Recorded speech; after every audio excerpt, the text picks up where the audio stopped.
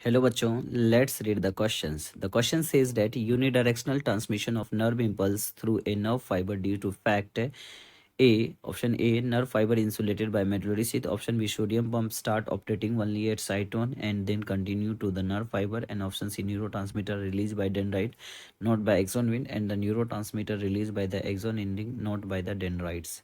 Question ये कह रहा है कि यूनिडायरेक्शनल ट्रांसमिशन नर्व इम्पल्स का क्यों होता है, इसका क्या मेन फैक्ट है, मेन रीजंस है। तो सबसे पहला हम लोग समझते हैं इसके की कॉन्सेप्ट को, और इसका जो की कॉन्सेप्ट है वो की कॉन्सेप्ट क्या है बच्चों, इसका की कॉन्सेप्ट है impulse transmission.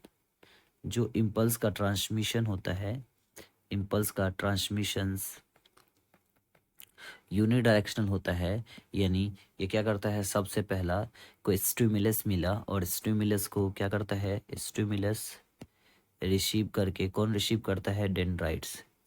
Stimulus dendrites receive किया और डेंड्राइट रिसीव करके किसको, साइटोन्स के थ्रू एक्सोन्स को दे दिया। अब ये एक्सोन्स के थ्रू, एक्सोन्स के अंदर क्या है, एक्शन पोटेंशियल जनरेट होता है और यहाँ से क्या होता है, कैल्शियम आयन रिलीज होता है, calcium ion.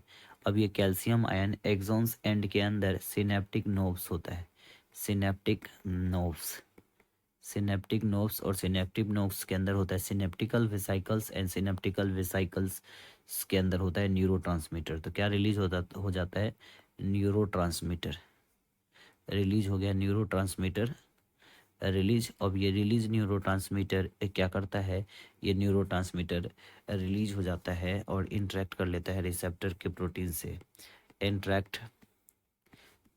With receptor protein, जो कहाँ, receptor proteins present on the post synaptic membrane, ये पोस्ट सिनेप्टिक मेम्ब्रेन में रिसेप्टर प्रोटीन्स होता है, उसके साथ इंटरेक्ट करता है।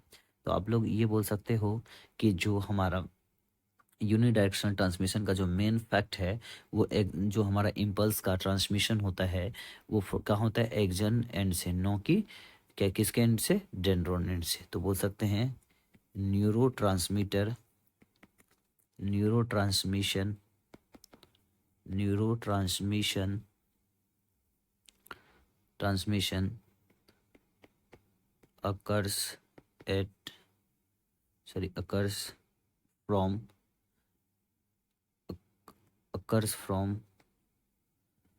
axon end, occurs from axon end, not dendron, dendron से नहीं होता, axon end से होता है।